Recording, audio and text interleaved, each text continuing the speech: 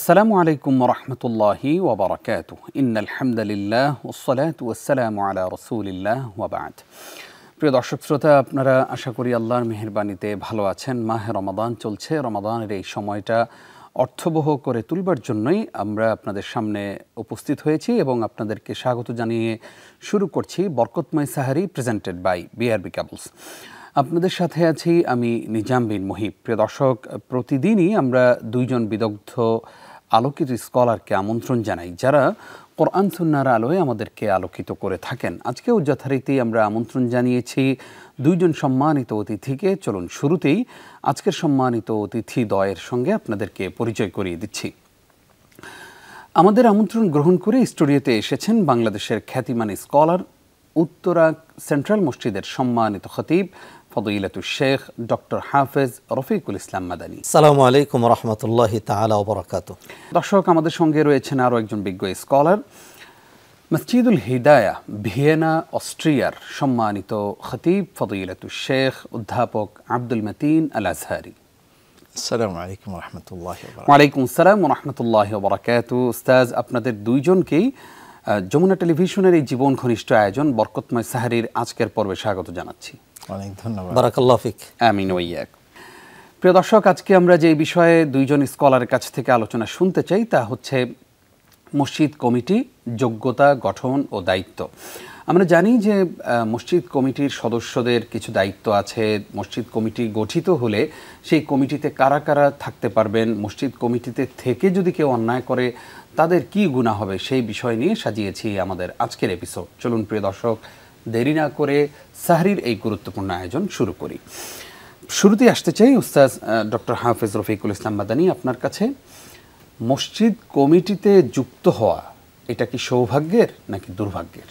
মসজিদের পরিচয় মানুষকে জানতে হবে। একটা সমাজ, একটা সোসাইটি, একটা রাষ্ট্রের হৃৎপিণ্ড হবে মসজিদ। মসজিদের সাথে সম্পর্ক আছে তো লোকটি ভালো, এবং কোনো খারাপ মানুষ মসজিদের সাথে সম্পর্ক রাখে না। নবীজি সাল্লাল্লাহু আলাইহি সাল্লাম বলছেন, ইদা রাআইতুমুর রাজুলা ইয়াতাআহাদুল মসজিদ ফাশহাদু লাহু বিল খাইর। যখন কোনো মসজিদ লোককে দেখবা সে মসজিদে আনাগোনা করছে, তাইলে বুঝতে হবে যে লোকটা ভালো মানুষ, তুমি তার ক্ষেত্রে কল্যাণের সাক্ষী দিতে পারো। আপনি যত খারাপ মানুষই মনে করেন, এই যে এখন মসজিদকে আমরা খুব নেরু এবং খুব মানে ব্রিফ সেন্সে চিন্তা করি, এরপরেও কিন্তু আপনি একজন ধূমপায়ী যে সিগারেট খান, আমি বহু জায়গায় এখন ওপেন ফিল্ডে বলেছি যে একটা সিগারেট খেলে 5,000 টাকা দেব। কোনো লোক আছেন কি? আজও পর্যন্ত পাইনি। বলছে আমার ফর্মুলায় খেতে হবে, সেটা আমার সাথে মসজিদে ঢুকবেন, হ্যাঁ আমি ইমাম সাহেবের জায়গায় বসে থাকবো, আপনি আমার সামনে বসে একটা সিগারেট খেয়ে বেরিয়ে আসবেন, 5,000 টাকা দিয়ে দেবো। তো অনেকে বলছে সিগারেট খাই, কিন্তু আল্লাহর রাস্তায় বলছে মসজিদে এটি পারবো না। মানে এটি বুঝেন। হ্যাঁ, অতএব মসজিদ সাংঘাতিক গুরুত্বপূর্ণ জায়গা। আল্লাহ সুবহানাহু ওয়া তাআলা কোরআনে বলছেন, ফি বুয়ুতিন আযিনাল্লাহু আন তুরফা ওয়া ইযকারা ফিহা ইসমুহু ইউসাব্বিহু লাহু ফিহা বিল গুদুবি ওয়াল আসালি রিজাল লা তুলহিহিম তিজারাতুন ওয়ালা বাইউন আন যিকরিল্লাহি ওয়া ইকামিস সালাতি ওয়া ইতাইজ যাকাতি ইয়াখাফুনা ইয়াওমান তাতাকাল্লাবু ফিহিল কুলুব ওয়াল আবসার লিয়াজজিয়াহুমুল্লাহু আহসানা মা আমিলু ওয়া ইয়াজিদাহুম মিন ফাদলি ওয়াল্লাহু ইয়ারযুকু মান ইয়াশাউ বিগাইরি হিসাব। আমি সূরা নূরের এই যে আয়াত, 3টা আয়াত তেলাওয়াত করলাম, এই আয়াতে আল্লাহ সুবহানাহু ওয়া তাআলা মসজিদ এবং মসজিদের মিশন এবং মসজিদের সাথে কাদের সম্পর্ক এবং যারা মসজিদ আনাগোনা করবে তাদেরকে পুরস্কার আল্লাহ সুবহানাহু ওয়া তাআলা এখানে উল্লেখ করেছেন। তো মসজিদ আজও কিন্তু ভূমিকা কিছু রাখছে, মসজিদ কাজ করছে। অতএব মসজিদকে যদি এইভাবে আমরা চিন্তা করি, তাহলে মসজিদ যদি পার্লামেন্ট হয়, তাহলে প্রথমেই বিষয় সেটি হলো মসজিদের নিছক একটা কমিটি হবে না। কারণ প্রথমেই তো মসজিদ নিয়ন্ত্রিত হবে রাষ্ট্র কর্তৃক, এবং রাষ্ট্র যারা পরিচালনা করবেন তারা হবেন কোয়ালিফাইড, তারা হবেন দিনদার, তারা হবেন মুত্তাকি, তারা হবেন পরেজগার, তাদের হাতে সব কিছু থাকবে নিরাপদে। হ্যাঁ, অতএব রাষ্ট্রীয়ভাবে মসজিদগুলো নির্বাচিত হবে। মসজিদের যিনি ইমাম হবেন তিনি কে হবেন? মসজিদের ইমাম এখন তো কেনা ইমাম, বেতন দেওয়া হচ্ছে, চোপ, সুদের আলোচনা না, ঘুষের আলোচনা না, পর্দার আলোচনা না, উল্টাপাল্টা কথা না, সমাজ নিয়ে না, পলিটিক্স নিয়ে না, ইকোনমিক্স নিয়ে কোনো কিছু না কথা বলা, খালি আসমানের উপরে আর কবরের, জি জমিনের নিচের কথা আর আসমানের উপরের কথা বলুন। কিন্তু যদি সত্যি মসজিদকে মসজিদ হিসাবে আমরা কল্পনা করি, তাহলে বাংলাদেশের প্রেক্ষাপটে বাইতুল মুকাররমে যিনি খুতবা দিবেন তিনি হবেন বাংলাদেশের প্রধানমন্ত্রী। আমরা তো দীর্ঘদিন দেখেছি, অন্তত 35 বছর যারা প্রধানমন্ত্রী ছিলেন, হ্যাঁ, ওরা খুতবা দিবেন দূরের কথা, তাদের পিছনে কি নামাজ হবে?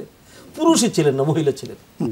নাউযুবিল্লাহি মিন যালিক। হ্যাঁ, আর পুরুষ যারা, হ্যাঁ, ওরা কি নিজেরা সালাত আদায় করেন? তারা দাঁড়ালে কি মানুষ তাদের পিছনে সালাত আদায় করবে? করবে না।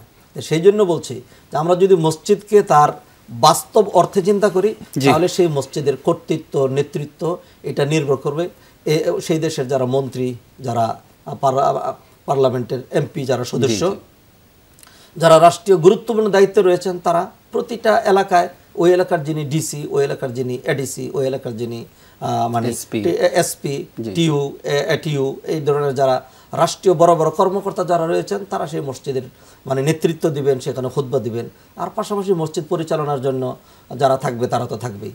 আর যখন আমরা দেখলাম যে রাষ্ট্রীয়ভাবে আর সেই মসজিদগুলোর পৃষ্ঠপোষকতা করা হচ্ছে না, তখনও তার মসজিদগুলোকে ফেলে দেওয়া যাবে না, মসজিদগুলো পরিচালনা করতে হবে।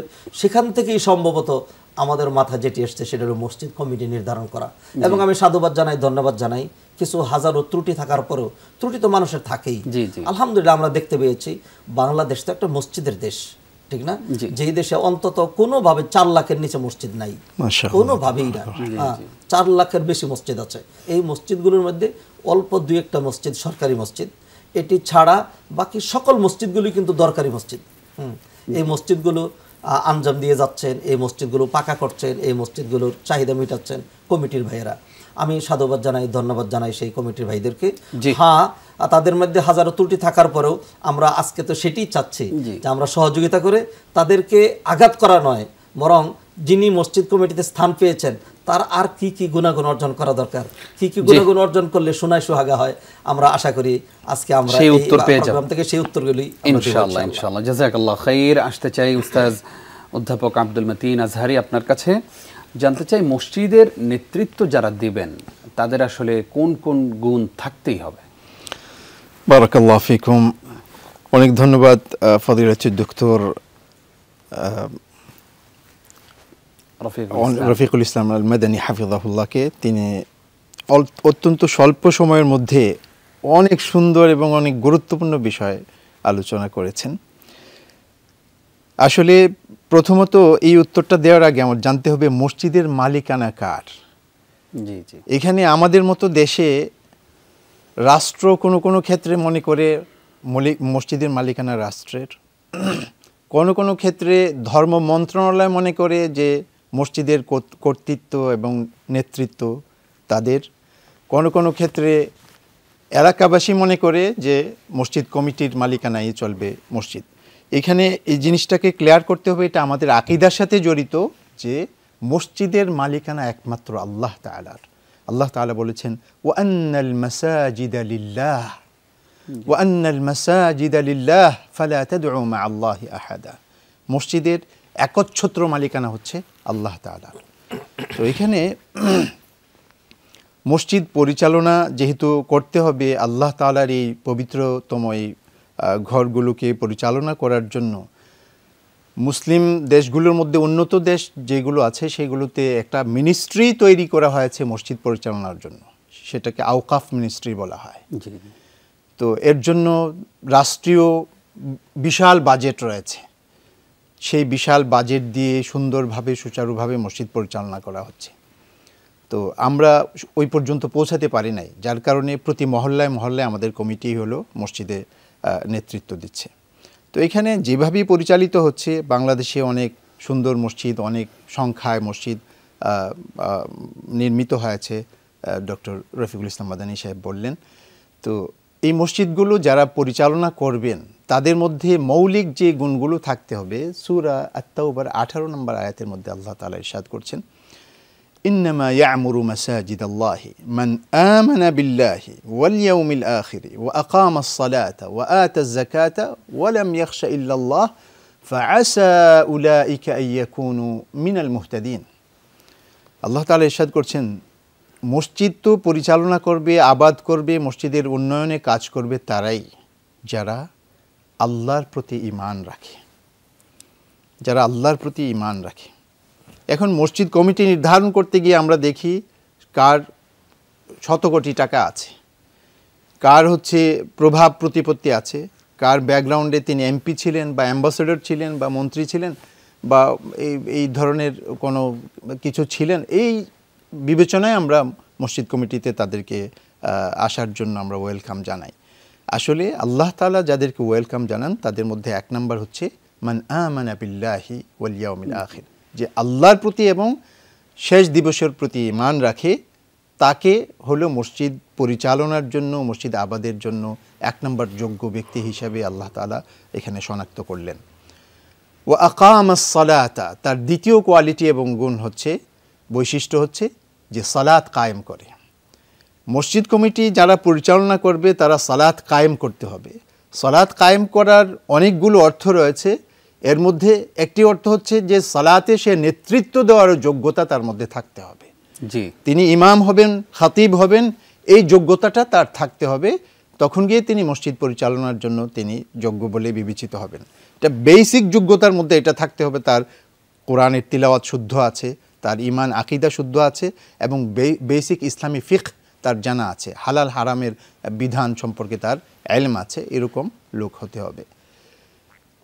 ওয়া আকামাস সালাতা ওয়া আতাজ যাকাতা, যারা যাকাত প্রদান করে, দারিদ্র বিমোচনে ইসলাম যে অর্থনৈতিক যে বিধান দিয়েছে সেই বিধানটি যারা বাস্তবায়ন করে, এ হচ্ছে তাদের তৃতীয় আপনার কোয়ালিটি, তৃতীয় বৈশিষ্ট্য, যে তারা যাকাত প্রদান করে এবং আল্লাহ প্রদত্ত সম্পদ থেকে আল্লাহ রাস্তায় তারা খরচ করতে সবসময় অভ্যস্ত। মসজিদ পরিচালনায় যারা যাবেন তাদের মধ্যে এই ধরনের মানসিকতা থাকতে হবে। এখনকার মসজিদ নির্মাণ করতে 10 কোটি, 20 কোটি, 50 কোটি, 100 কোটি টাকা লাগে অনেক জায়গায় বড় বড় মসজিদ নির্মাণ করতে। তো মানুষের কাছে হাত পাতার আগে, মানুষকে বলার আগে যে আমার মসজিদে আপনি কিছু অর্থায়ন করুন, মসজিদে টাকা দিন, এই বলার আগে যারা পরিচালনা করবে তাদের মধ্যে সেই প্রস্তুতি থাকতে হবে যে আমি 1 কোটি টাকা দেব, আমি 50 লাখ টাকা দেব, এই ধরনের তার যোগ্যতা থাকতে হবে। এই জন্য আল্লাহ এখানে বললেন ওয়া আতাজ যাকাতা, তার অর্থনৈতিকভাবে সে সমৃদ্ধ হতে হবে, তখন গিয়ে সে মসজিদের দায়িত্ব নেবে। যদি তা না হয়, মানুষ যদি টাকা পয়সা না দিতে পারে, তাহলে মসজিদ মুখ থুবড়ে পড়ে থাকবে, মসজিদ কমিটি সেটাকে উত্তোলন করতে পারবে না। এই ধরনের অযোগ্য অথর্ব কমিটি আল্লাহ তাআলা দেখতে চান না। এই জন্য অর্থনৈতিকভাবে তারা স্বনির্ভর এবং তারা নিজেরা সমৃদ্ধ, এটাও এখানে একটা গুরুত্বপূর্ণ কোয়ালিটি।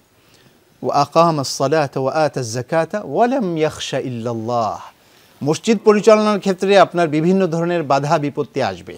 আল্লাহর ঘরকে যখন আপনি পরিচালনা করতে যাবেন, তখন কোথাও আব্রাহা আসবে, কোথাও ফেরাউন আসবে, কোথাও তাদের প্রেতাত্মারা আসবে মসজিদকে ধ্বংস করার জন্য,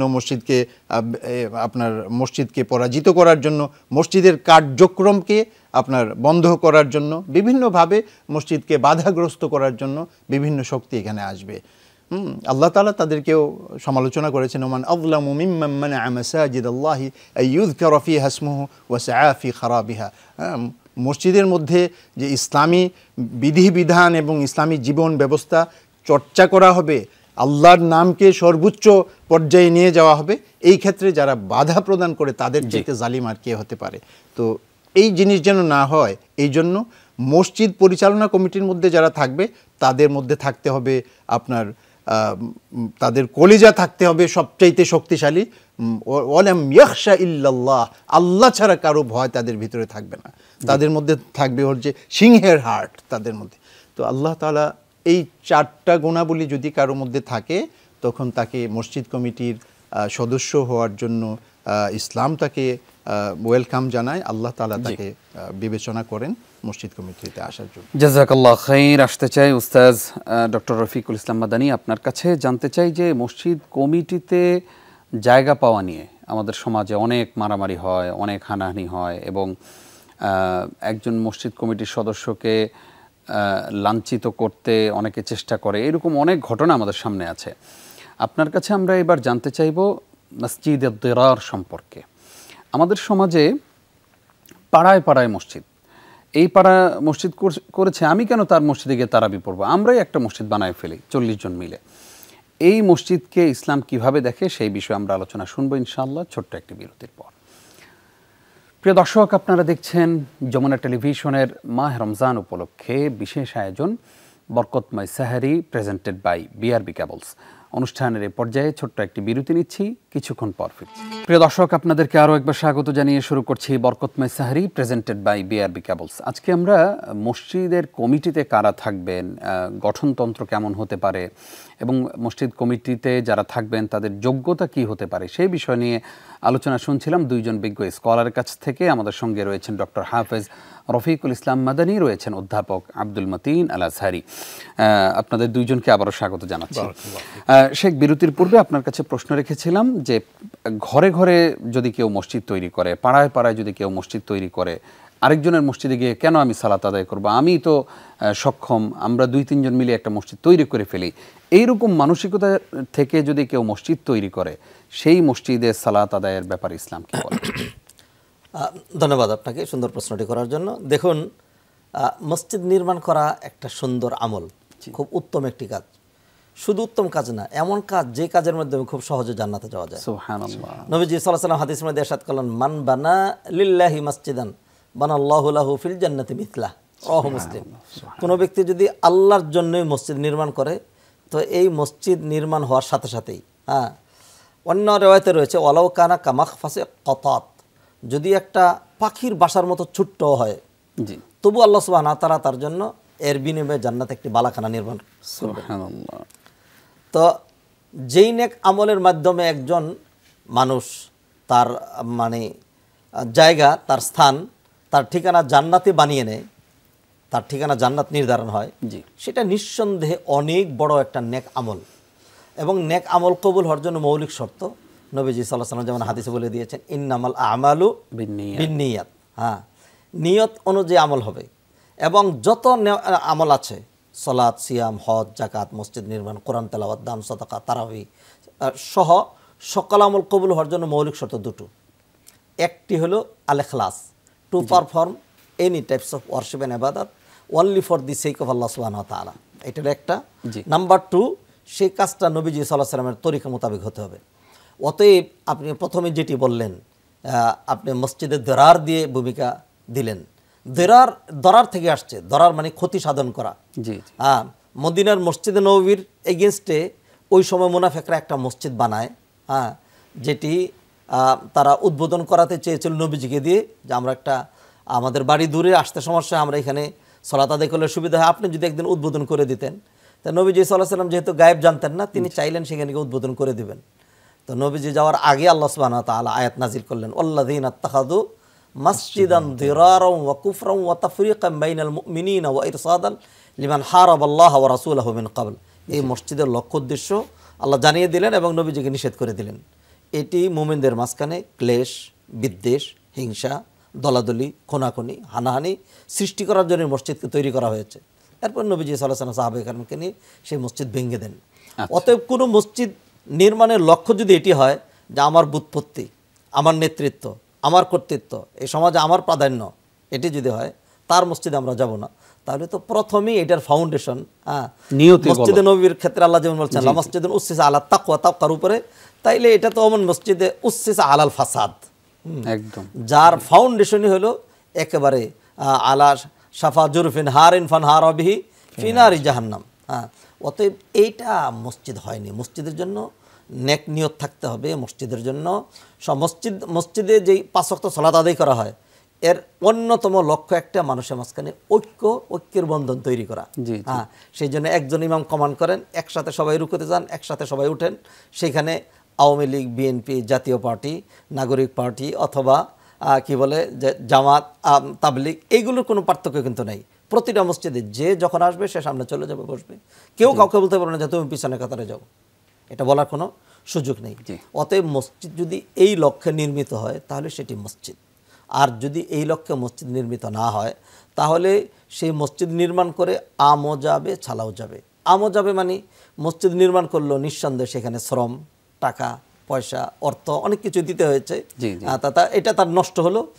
আর সওয়াব তো সে পাবে না, বরং আল্লাহ ছাড়া গায়রুল্লাহর জন্য মসজিদ নির্মাণ করার কারণে, মানুষকে দেখানোর জন্য, অথবা সমাজে একটা কি বলে সামাজিক ক্লিকবাজি, একটা অনৈক্য তৈরি করার জন্য, ফাটল ধরানোর জন্য তিনি যে ভূমিকা রাখলেন, সেই জন্য তো আল্লাহর কাঠগড়ায় দাঁড়াতে হবে।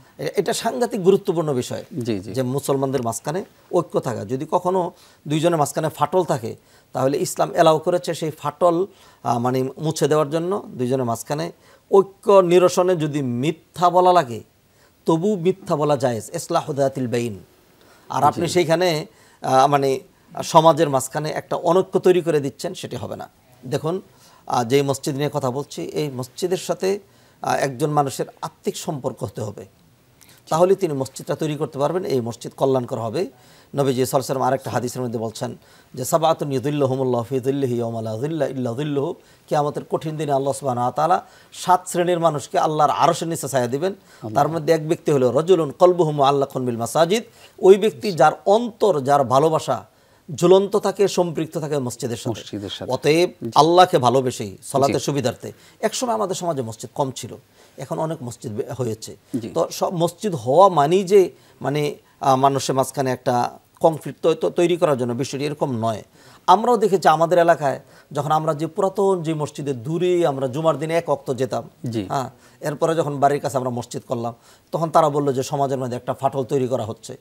তো আমরা সেটাকে বোঝালাম, দেখেন ফাটল তৈরির জন্য নয়, অনেক দূর হয়ে যায়, লোকজনও বেড়েছে, তো আমাদের এখানে সালাতের দরকার। এখন কিন্তু সেই মসজিদও ভরে যাচ্ছে, এটিও ভরে যাচ্ছে, মাঝখানেও কিন্তু আরও অনেকগুলো মসজিদ হয়েছে। তো প্রয়োজনের নিমিত্তে জনসংখ্যা বেড়েছে না, তারপরে হলো মানুষ যত সুযোগ সুবিধা বেড়েছে, মানুষের ঈমান তাকওয়া এগুলি কিন্তু কমেছে।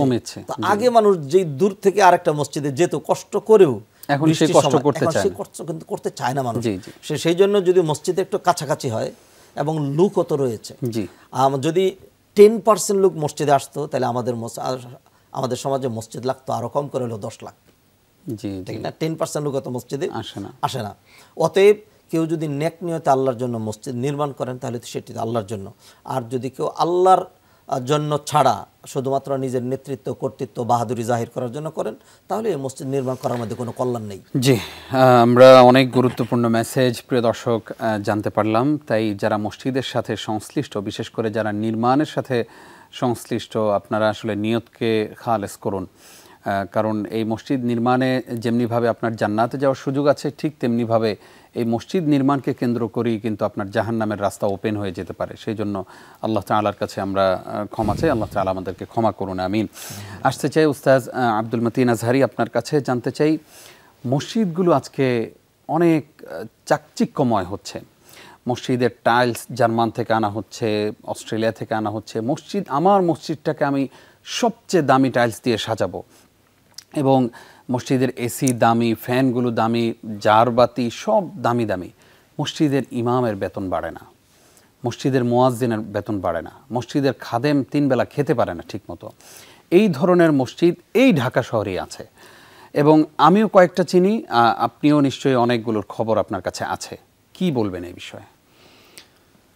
অনেক ধন্যবাদ আপনাকে এই জীবন বান্ধব এই প্রশ্নটি করার জন্য। অনেক মানুষের, অনেক আলেমদের, অনেক আল্লাহওয়ালাদের জীবনের সাথে জড়িত এই প্রশ্নটি। আসলে মসজিদ যখন নির্মাণ করা হয় সেটি মানুষের কল্যাণে নির্মাণ করা হয়। আল্লাহ তাআলা প্রথম মসজিদকে মানুষের কল্যাণে নির্মিত হয়েছে বলে ঘোষণা দিয়েছেন, বলেছেন ইন্না আউওয়ালা বাইতিন উযিআ লিন-নাস লাল্লাযী বিবাক্কাতা মুবারাকান ওয়া হুদাল লিল আলামিন।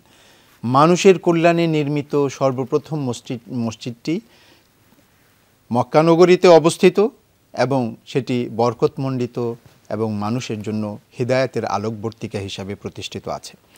তো এখানে মসজিদ হচ্ছে মানুষের জন্য কল্যাণকর। সেই মানুষের জন্য কল্যাণের সর্বপ্রথম এবং প্রধান প্রতিষ্ঠানটি পরিচালনা যিনি করবেন, বাস্তবে এই প্রতিষ্ঠানের আত্মা যিনি, এই প্রতিষ্ঠানের রূহ যিনি, তিনি হচ্ছেন এই মসজিদের ইমাম। কারণ ইমাম ছাড়া মসজিদ হচ্ছে একটা ডেড বডির মতো। যেরকম আপনার একটা প্লেনের মধ্যে যদি পাইলট না থাকে, ওটা যেরকমভাবে কোনো কাজ করবে না, মানুষকে উপকার করতে পারবে না, তেমনিভাবে মসজিদে যদি ইমাম না থাকে তাহলে সেই মসজিদটি অনাবাদ হয়ে যাবে। সেই মসজিদের যে ভূমিকা এবং মসজিদ যে দান করতে পারে, মসজিদ সমাজকে সংস্কার করতে পারে, ঢেলে সাজাতে পারে, সেই কাজ থেকে মসজিদ বিরত থাকবে এবং মসজিদ সেখানে তার যোগ্যতা প্রমাণ করতে পারবে না। তো এইখানে ইমাম হচ্ছেন মসজিদে একদিক থেকে তিনি দ্বীনি যত কাজ রয়েছে, যত ইবাদাত রয়েছে, যত ইসলামী সাংস্কৃতিক যত কাজ রয়েছে, এরপরে সমাজ সংস্কারের ক্ষেত্রে যে সকল ভূমিকা রাখতে হবে, এই সকল কাজে লিড দিবেন হচ্ছে মসজিদের ইমাম। কারণ তিনি সাধারণত কোরআন হাদিস সম্পর্কে যথেষ্ট জ্ঞান রাখেন। মসজিদ কমিটির লোক আমাদের জীবনের বাস্তবতায় সেই জ্ঞান তারা রাখেন না। তো সেই হিসাবে একজন ইমাম যেহেতু তার সকল যোগ্যতা এবং তার জীবন, তার সময় সব কিছুকে বাজেট করেছেন মসজিদের জন্য, তাহলে মসজিদের সর্বোচ্চ বাজেটটা হতে হবে সেই ইমামের জন্য। মসজিদের সর্বোচ্চ বাজেটটা হতে হবে সেই ইমামের জন্য। এখানে অনেক মসজিদ দেখা যায় যে মসজিদের টাকা, অলস টাকা পড়ে আছে ব্যাংকে, কোটি টাকা পড়ে আছে, কিন্তু ওই টাকার দিকে ভ্রুক্ষেপ না করে নিয়মিতই কালেকশন চালিয়ে যাওয়া হচ্ছে। প্রতি জুমার দিনে কালেকশন হচ্ছে, জুমার দিন ছাড়া কালেকশন হচ্ছে, লাইলাতুল কদরের কালেকশন হচ্ছে, বিভিন্ন উপলক্ষে ঈদের দিনে কালেকশন হচ্ছে। এই কালেকশন হচ্ছে আর টাকা বাড়ছে, কিন্তু ইমামের বেতন দিয়ে ইমাম তার পরিবার পরিচালনা করতে পারছেন কিনা, তার প্রয়োজন মেটাতে পারছেন কিনা, এই ব্যাপারে মনোযোগ দেওয়া হচ্ছে না। এই যে মনোযোগটা দেওয়া হচ্ছে না, এটা ইমামের উপরে সরাসরি জুলুম করা হচ্ছে। আমরা তো শুধু ইমামের কথাটা এনেছি যেহেতু তিনি মসজিদে হচ্ছেন, তিনি প্রধান ব্যক্তি, মসজিদের আত্মা তিনি। আমরা ভুলে যাই মসজিদের মুয়াজ্জিনকে, ভুলে যাই মসজিদের খাদেমকে, ভুলে যায় মসজিদের সাথে রিলেটেড আরও অনেক লোকজন রয়েছে যারা মসজিদের খেদমত করে। তো এখানে মসজিদের টাকা পয়সা, মসজিদের খেদমতে যারা থাকবেন, মসজিদের কল্যাণে যারা কাজ করবেন, তাদের কল্যাণে মসজিদের টাকা পয়সা খরচ করার ক্ষেত্রে কার্পণ্য করা, এটা এক ধরনের নিজের ক্ষমতার অপপ্রয়োগের একটা বহিঃপ্রকাশ। আর অপর দিক থেকে এটা একটা কার্পণ্যের বহিঃপ্রকাশ। হাজার মানুষের টাকা দিয়ে পরিচালিত মসজিদ, সেই টাকা আপনি কেন কার্পণ্য করে সেটা আটকেই রাখবেন? এটা তো আপনার নিজস্ব টাকা নয়। আর আপনার নিজস্ব টাকাও যদি মসজিদে দিয়ে দেন, তখন এটার মালিকানা আপনার আর থাকে না, আপনি সেখানে হস্তক্ষেপ করতে পারেন না।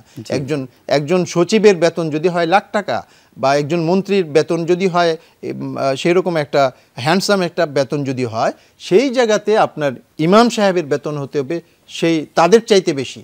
কারণ একজন মন্ত্রীর ইমামও হচ্ছেন মসজিদের ইমাম, একজন সচিবের ইমাম মসজিদের ইমাম, একজন উপদেষ্টার ইমামও হচ্ছেন মসজিদের ইমাম। সুতরাং আমার ইমামের বেতন আমার চাইতে বেশি হওয়া, এটার মধ্যে আমার একটা স্বাচ্ছন্দ্যবোধ থাকতে হবে। এরপরে মুয়াজ্জিনদের ফজিলত সম্পর্কে আমরা জানি না, আমরা আমাদের সমাজ মুয়াজ্জিন সম্পর্কে অজ্ঞ।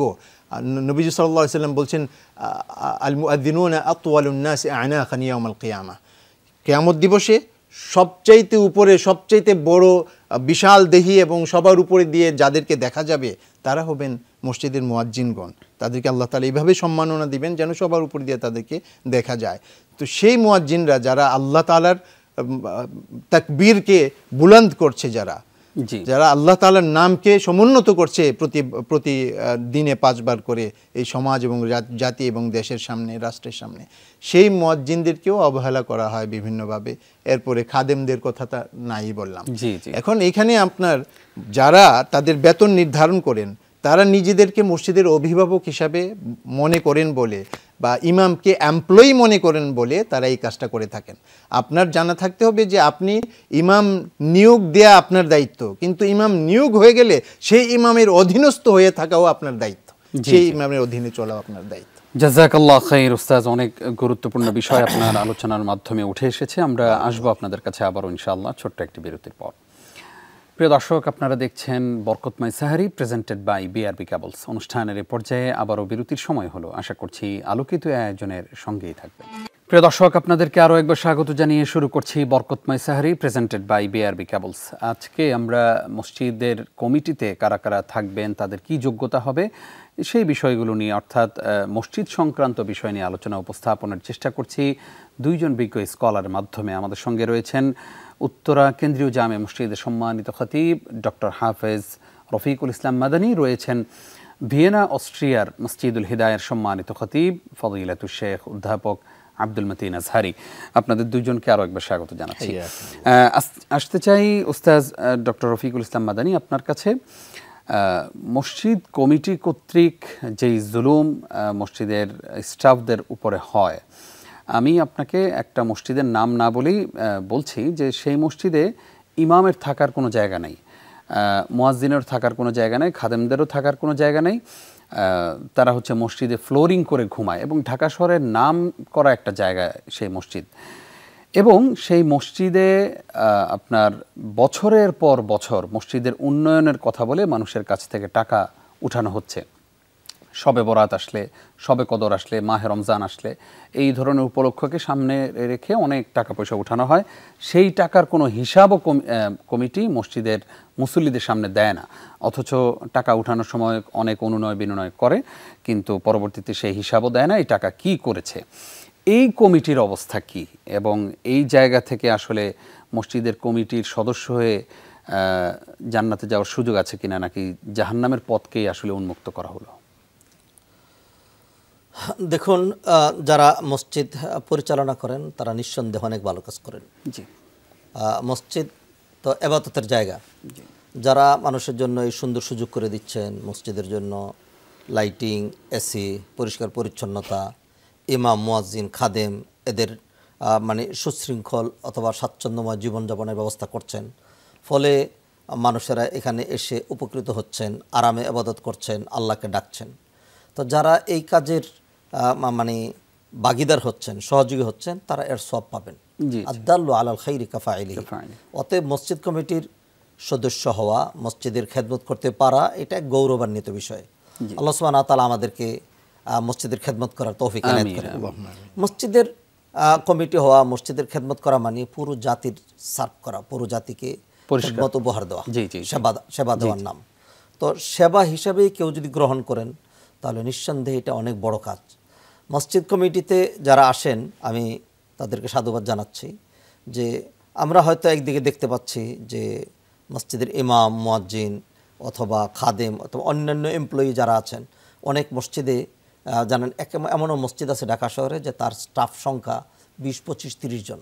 জি, মানে কালেক্টর আছেন, হিসাব রক্ষক আছেন, তারপরে হলো আইটি আছেন, তারপরে আলাদা ইঞ্জিনিয়ার আছেন, এক এক সেক্টরে। মহিলা খাদেমা আছে, পুরুষ খাদেমা আছে অনেক। মসজিদেরও কলেবর অনেক বেশি, তো খরচ আছে। তো এরা তো মসজিদ থেকে এটা তাদের চাকরির একটা জায়গা অথবা সেবার একটা জায়গা, এখান থেকে তারা একটা বিনিময় গ্রহণ করেন, অথবা তাদেরকে দিতে হচ্ছেন, অথবা তাদের ফ্যামিলি চলবে কি করে। মসজিদ কমিটি যারা এখানে সেবা দিচ্ছেন তাদের কিন্তু অধিকাংশ জায়গাতেই তারা কিন্তু কোনো রকম বিনিময় গ্রহণ করা ছাড়াই এই সেবাটা দিচ্ছেন। অতএব এটি যদি লিওয়া ঝেল্লা আল্লাহর জন্য এখলাস ভিত্তিক হয়, তাইলে নিঃসন্দেহে এই সেবাটা অনেক উন্নত। কোনো বিনিময় তিনি নিচ্ছেন না, তো বিনিময় দুনিয়াতে নিচ্ছেন না, বিনিময়কে তিনি পাবেন না অবশ্যই। ফামাই আমাল মিসকালা যাররাতিন খাইরান ইয়ারা, এক যাররা পরিমাণ ভালো যে করবে সেটিও তো সে পাবে, তিনি পাবেন। তো কাজ যদি এভাবেই হয় তাহলে মসজিদ কমিটির যারা কাজ করছেন তারা অনেক ভালো কাজ করছেন, মসজিদের সেবা করছেন। একজন নবীজি সাল্লাল্লাহু আলাইহি ওয়াসাল্লাম হাদিসে একজন মহিলার কথা বলেছেন, কানাত ইমরাতুন তাকুমুল মসজিদ, মসজিদ ঝাড়ু দিত। আল্লাহ সুবহানাহু ওয়া তাআলা তাকে মাফ করে দিয়েছেন, তার জন্য জান্নাতের ঘোষণা এসছে। অনেক মর্যাদার কাজ এটি। তো অতএব যারা মসজিদের নেতৃত্ব, কর্তৃত্ব, মসজিদ পরিচালনা, মসজিদ নির্মাণ, মসজিদের প্রয়োজন মেটানোর জন্য যারা কাজ করেন, ব্রতী হন, এটা অনেক বড় কাজ। হ্যাঁ, এই কাজ করতে গিয়ে যারা ভুল করছেন, আমরা এখান থেকে এই মেসেজ দিতে চাই যে ভুল তো মানুষ করে। তা আজকের আলোচনা থেকে আমরা শিক্ষা গ্রহণ করে আমরা সেই ভুলগুলো থেকে ফিরে আসি। মসজিদের ইমাম, মুয়াজ্জিন যারা আছে তাদেরকে অন্যান্য প্রতিষ্ঠানের, আমার ফ্যাক্টরি, ইন্ডাস্ট্রির যারা এমপ্লয়ি আছে তাদের মতো এমপ্লয়ি মনে করা, তাদের সাথে ওই রকম আচরণ করা, এটা কিন্তু অনাকাঙ্ক্ষিত। একজন মুয়াজ্জিন যিনি আমাকে জান্নাতের দিকে, কল্যাণের দিকে, নাজাতের দিকে, মুক্তির দিকে আহ্বান করলেন, হাইয়া আলাস সালাহ, হাইয়া আলাল ফালাহ। আল্লাহ তার মর্যাদার গর্দানকে কিয়ামতের দিন মানে দীর্ঘ করে দিবেন। আর একজন ইমাম সাহেব যার কমান্ডে আমি রুকু করলাম, সেজদা করলাম, আমার সামনে দাঁড়িয়ে যিনি সুন্দর করে সুচারুরূপে আমার সালাতটা আদায় করার জন্য যিনি ভূমিকা রাখলেন, তাকে যেন এমপ্লয়ি মনে না করি। তো যারা এই ধরনের মনে করে, এদের উপর যারা মানে অনেক সময় কিছু অনাকাঙ্ক্ষিত ঘটনা শোনা যায়, সেটা আমরা মানে ঢালাওভাবে মসজিদ কমিটি হিসাবে তাদের উপর চাপাতে চাই না। এটা কিছু ব্যক্তি চরিত্র, এরা মসজিদ কমিটিতে আসা ছাড়াও অন্যান্য স্থানেও তাদের কিন্তু ভাবমূর্তি খুব সুন্দর নয়। আমরা এমনও দেখেছি যে মসজিদ কমিটির একজন ইমাম সাহেবকে তিনি মারধর করেছেন, অথবা মুয়াজ্জিনকে তিনি থাপ্পড় দিয়েছেন, খাদিমকে মানে গলা ধাক্কা দিয়ে বের করে দিয়েছেন, ইমামকে দিয়ে বাজার করায়, জি এই ধরনের কাজ, এরকম কিছু বিচ্ছিন্ন ঘটনা আমরা দেখি। সেটি অ্যাজ এ হোল আমরা এটা বলবো না যে মসজিদ কমিটিটি করছে, এটা কিছু মানে মানে হীন চরিত্রের ব্যক্তি যারা মসজিদ কমিটির নামক যে পুস্টটা, এটাকে তারা কলঙ্কিত করছে। এই কাজগুলো করা উচিত নয়। অতএব কেউ যদি এরকম করেন তাহলে তিনি আল্লাহর কাছে জবাবদিহিতার সম্মুখীন হবেন। এবং বিশেষ করে সত্যি শেখ আব্দুল মতিন আজহারিও তিনিও বলছিলেন যে যার পিছনে আমরা সলাত আদায় করছি, যিনি এই 5 ওয়াক্ত সলাতের জন্য ইমাম হিসাবে এখানে মানে আটকে আছেন, এটা যে কত কঠিন কাজ। আমরা যারা প্রাতিষ্ঠানিক চাকরি করি সেখানে আমি যাই 10টায়, চলে আসি 2টায়, কেউ যায় 9টায়, চলে আসে 3টায়, এইভাবে একটা না একটা পিরিয়ড। আর একজন ইমাম সাহেবের ডিউটি শুরু হয় সেই সুবহে সাদেকের পূর্ব থেকে, হ্যাঁ, এবং আবার এশার পর পর্যন্ত তার আটকে থাকতে হয়। হ্যাঁ, কোনোই কাজ না, কিন্তু এমন কাজ সারাদিন ব্যাপী আটকে থাকতে হচ্ছে। তিনি চাইলেই যে কোথাও চলে যেতে পারছেন না। তারপরে হলো একজন চাকরিজীবী, যিনি তাকে তার যিনি বস সেই কিন্তু পরিচালনা করে, এবং একজন ইমামকে এই সমাজের যতজন লোক আছে ততটা চোখ ইমামের দিকে। ইমাম সাহেব দেরি করলো কেন? ইমাম সাহেব আসে নাই কেন?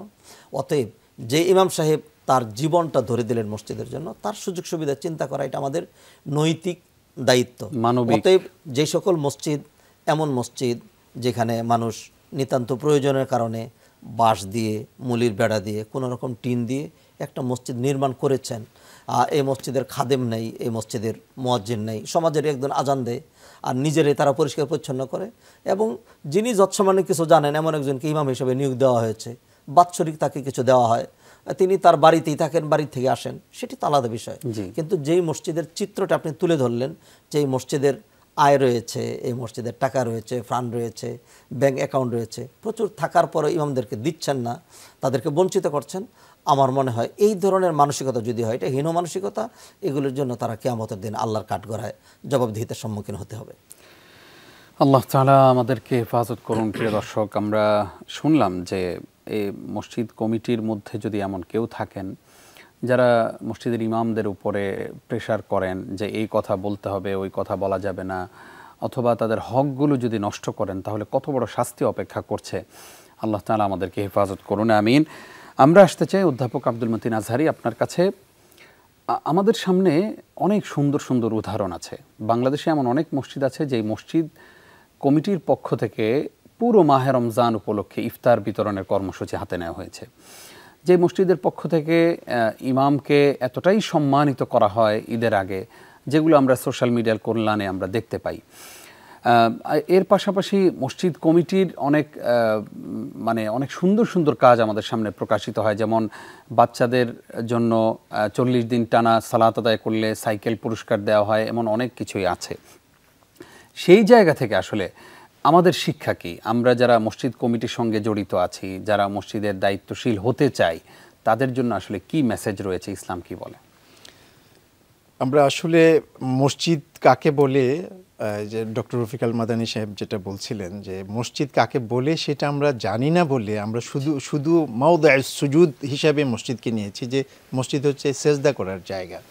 মসজিদ যে সমাজকে বিনির্মাণ করবে, সমাজকে লিড দিবে, সমাজকে সংস্কার করবে, এই কথা আমাদের না জানা থাকার কারণে আমরা মসজিদের সঠিক রেজাল্টটা আমরা পাচ্ছি না। মসজিদের যে দান, মসজিদের যে অবদান, সেটাকে আমরা গ্রহণ করতে পারছি না। একটা মসজিদ যেমনভাবে ইবাদতখানা হবে, তেমনিভাবে ওইটা একটা কমিউনিটি সেন্টার হবে। মসজিদ তেমনিভাবে একটা ইউনিভার্সিটি হবে, মসজিদ তেমনিভাবে একটা পার্লামেন্ট হবে, একটা বিচারালয় হবে। মসজিদ তেমনিভাবে সেখানে একটা দাতব্য চিকিৎসালয় থাকবে, যেখান থেকে আপনার সমাজের হতদরিদ্র মানুষরা বিনা খরচে চিকিৎসা গ্রহণ করতে পারবে। মসজিদের মধ্যে আপনার বয়স্ক শিক্ষার ব্যবস্থা থাকবে। মসজিদের মধ্যে আপনার যাদের কোনো ওয়ারিশ নাই বা সন্তান নাই, যাদের দেখাশোনার কেউ নাই, যাদেরকে আমরা নিয়ে ওই বৃদ্ধাশ্রমে রেখে আসি, তাদেরকে দেখাশোনা করার জন্য মসজিদের একটা ডিপার্টমেন্ট থাকবে। এই ধরনের সমাজের সকল স্তরে মসজিদের বিচরণ থাকবে। এই সমাজ নিয়ে হলো মসজিদ চলবে, এটার নাম হচ্ছে মসজিদ। তো এই মসজিদে এখন যেই সব মসজিদে আমরা শুনি যে বাচ্চাদেরকে সাইকেল দিয়ে তাদেরকে উৎসাহিত করা হচ্ছে, কাউকে আইপ্যাড দিয়ে, কাউকে কম্পিউটার দিয়ে, ল্যাপটপ দিয়ে, এটি অনেক সুন্দর একটি পদক্ষেপ। এই পদক্ষেপের মাধ্যমে আমার মনে হয় আমাদের নতুন জেনারেশনকে আমরা মসজিদমুখী করতে সক্ষম হব। তারা যখন মসজিদকে ভালোবেসে ফেলবে তখন আর সাইকেলের প্রয়োজন থাকবে না, তখন তারা নিজেরাই মসজিদের জন্য নিজেদের সকল যোগ্যতা, নিজেদের সকল সামর্থ্যকে তারা মসজিদকে নিবেদন করবে। তো এই জন্য আমরা মসজিদমুখী করার জন্য মানুষকে বিভিন্ন ধরনের আপনার পদক্ষেপ এবং বিভিন্ন প্রজেক্ট আমরা হাতে নিতে পারি। এই ধরনের প্রজেক্ট ছাড়া যেই সকল মসজিদের অলস কোটি কোটি টাকা পড়ে আছে, এই সকল মসজিদ মানুষকে আপনার যে এলাকায় হতদরিদ্র মানুষ আছে, যাদের ঘরবাড়ি নাই, তাদেরকে পোর হাউস নির্মাণ করে দিতে পারে। যেখানে বিশুদ্ধ পানির টিউবওয়েল নাই, সেখানে টিউবওয়েল নির্মাণ করে দিতে পারে। যেখানে আপনার ছেলে মেয়েদের বিবাহ এর ব্যবস্থা না থাকার কারণে বা তাদের সামর্থ্য না থাকার কারণে আপনার মেয়েরা যৌন হয়রানির শিকার হচ্ছে, সেখানে মসজিদের খরচে বিয়ে শাদীর ব্যবস্থা হতে পারে গরিব যুবক ছেলে মেয়েদের জন্য, যুবক যুবতীদের জন্য।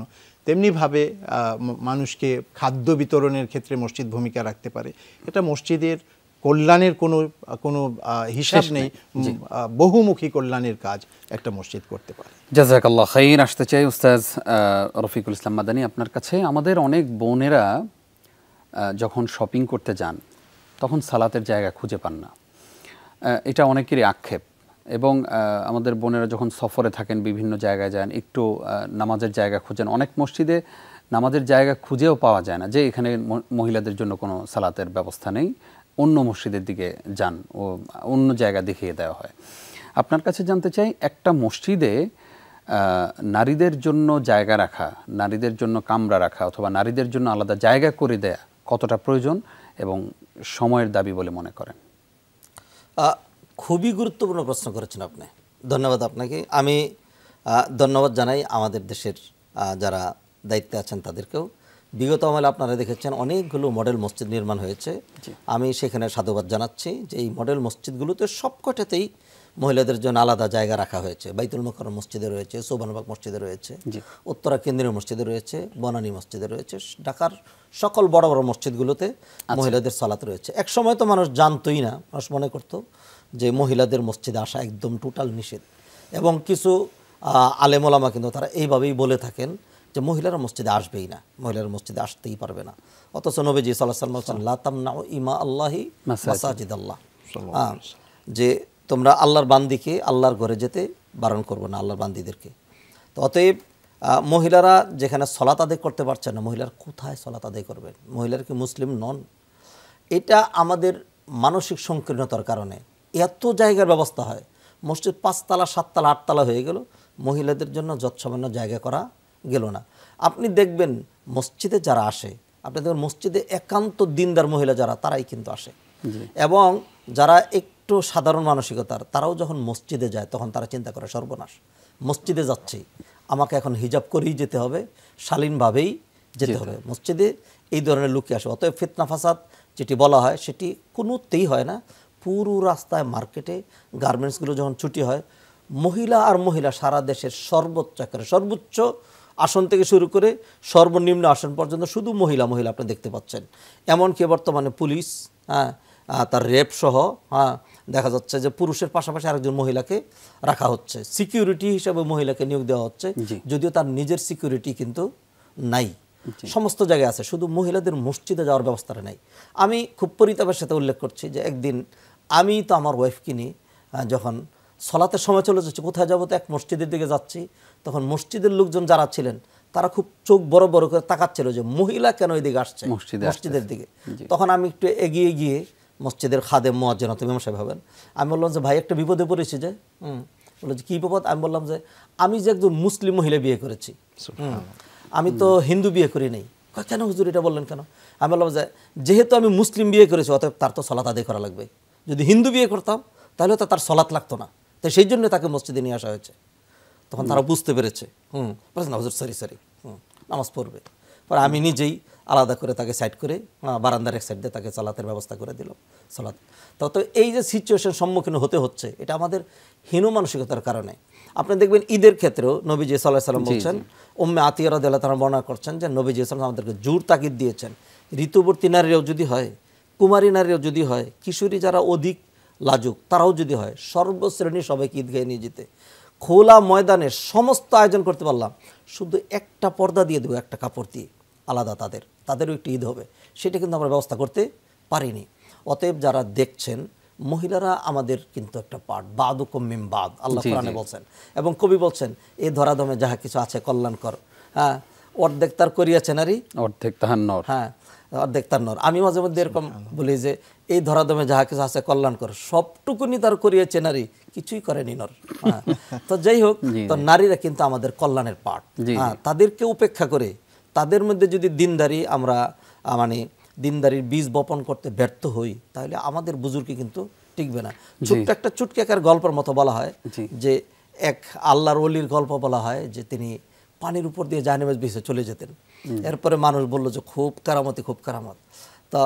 তা মহিলা তার স্ত্রী বলল যে আরে এইগুলি তোমার কারামত না, এগুলি আমার কারামত। কেমনে তোমার? দেখো, হ্যাঁ, এটা গল্প কিন্তু আমি আবার এটাকে দলিল হিসাবে পেশ করছি না।